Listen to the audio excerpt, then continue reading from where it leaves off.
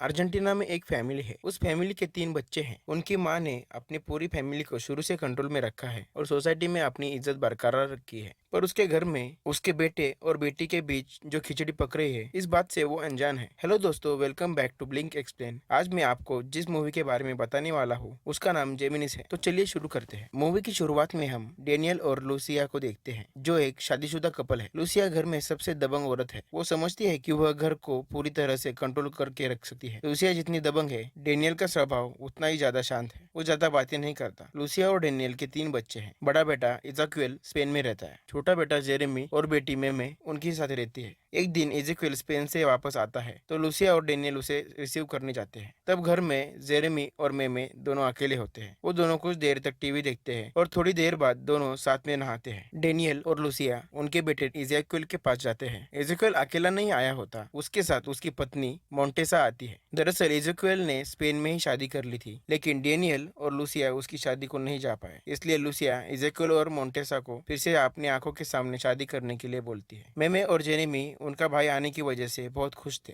फिर Lucia Jeremy और मेमे को शॉपिंग करने के लिए भेजती है। तब मॉल में मेमे जेरेमी के क्लासमेट को देखती है, लेकिन जेरी उसके क्लासमेट को देखता भी नहीं, वो उसे इग्नोर करता है। इससे हमें पता चलता है कि जेरेमी उसके फ्रेंड्स के साथ ज्यादा सोशल नहीं होता। रात को एजेक्वेल आने की वजह से घर में पार्टी चल रही होती है।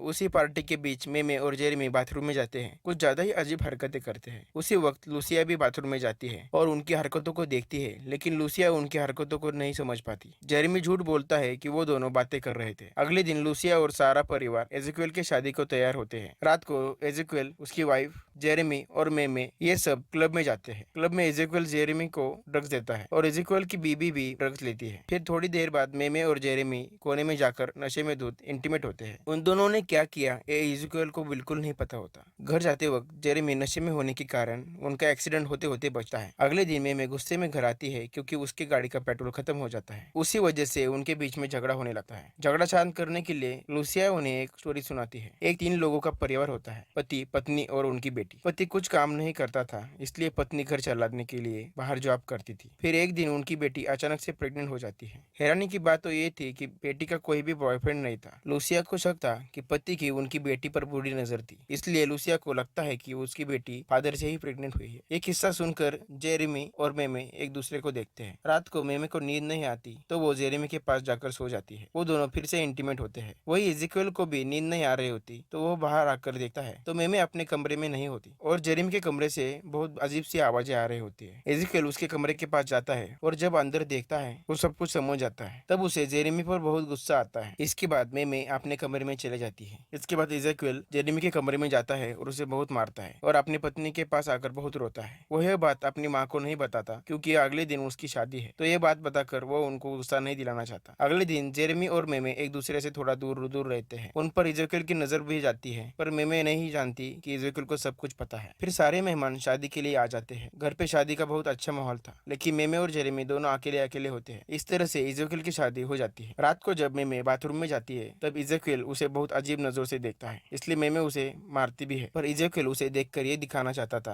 कि उसे उन दोनों के बारे में पता है। फिर मेमे अकेले में जाकर बहुत रोती है। शादी के अगले दिन इज़ेकियल वापस चला जाता है, लेकिन उसने मेमे और जेरेमी की बात लूसिया को नहीं बताई थी क्योंकि इज़ेकियल को लगा था कि उसने जेरेमी और मेमे को अच्छा सबक सिखाया था, इसलिए उसे नहीं लगता कि दोनों फिर से ऐसा काम करेंगे। मेमे उठने के बाद लूसिया उसे बताती है कि शादी की वजह से उसके बहुत सारे काम पेंडिंग है, इसलिए वो आज दिन भर वापस नहीं आएगी। और डेनियल भी उसके काम की वजह से बाहर चला गया है। मतलब घर में सिर्फ मेमे और जेरेमी है। घर में कोई नहीं है। इसी मौके का फायदा उठाकर मेमे और जेरेमी फिर से इंटीमेट होने लगते हैं। दूसरी तरफ लूसिया काम कर रही थी, तभी उसे याद आता है उसकी इम्पोर्टेंट फाइल घर पे ही भूल गई है, इसलिए वो फाइल लेने के लिए घर आती है और बच्चों का आवाज देती है, लेकिन कोई भी आवाज नहीं सुनता। लूसिया सीढ़ियों के पास आती है और उसे बच्चों की अजीब अजीब आवाजें आने लगती है। लूसिया ऊपर जाकर देखती है तब मेमे और जेरेमी पूरे नंगे होकर बेड पर संभोग कर रहे होते हैं। ये देखकर लूसिया को अपनी आंखों पर विश्वास विश्वास नहीं होता। वो समझ नहीं पाती कि उसे क्या करना चाहिए। फिर लूसिया अंदर जाती है। पहले वो बच्चों को नंगा देखकर बहुत रोती है। उसके बाद वो बच्चों को मारने लगती है और बच्चे भी उसके साथ रोने लगते हैं। फिर लूसिया बाहर आकर बहुत रोती है। वो अभी भी समझ नहीं पा रही थी कि उसे क्या करना चाहिए। तभी जेरेमी उसके पास आता है